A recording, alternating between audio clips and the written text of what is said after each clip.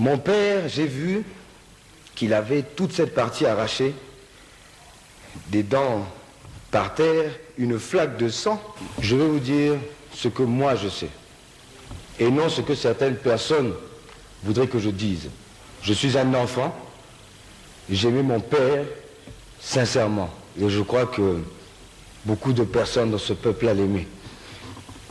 Je ne peux pas inventer, tout simplement pour faire le jeu politique de certains, des noms de personnes que je ne connais pas.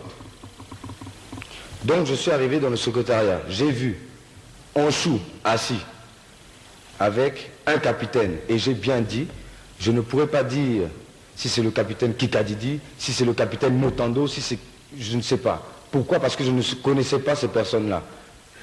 J'ai dit que j'ai vu un capitaine habillé en béret rouge, avec une arme, ses grades de capitaine, propre, et 3 ou 4 personnes autour de lui. J'ai demandé à ces personnes-là, qu'est-ce que vous voulez? Ils m'ont dit, on va voir ton père, c'est urgent. J'ai dit, bon, je vais le chercher. Ils m'ont dit, non, on va attendre. Bon, j'ai tiqué, mais je n'ai pas fait attention. Je pensais que c'était des personnes qui venaient pour la fête du lendemain, qu'on devait fêter son accident d'hélicoptère, et qui venaient de Wando sûrement pour emmener des nouvelles de la grand-mère. Je sors, enfin avant de sortir, j'ai dit à Onchou qu'on devrait appeler Roland pour aller le chercher, mon petit frère qui est lieutenant aujourd'hui à l'armée au GAP, pour aller le chercher à l'école des cadets le soir. Je sors du secrétariat, je descends les escaliers et je vais, en sortant, comme je l'ai dit, j'ai senti qu'il y avait un calme inhabituel à la maison. Et je vous assure, inhabituel.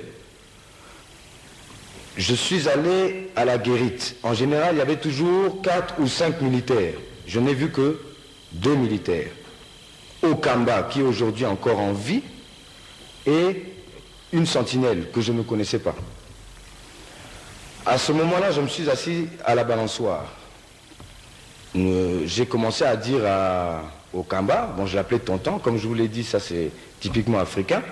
J'ai dit non tonton, si il arrivait un coup d'état, qu'est-ce qu'on fait? Et je ne sais pas pourquoi j'avais cette pensée-là depuis... De toute façon, c'était logique. Hein.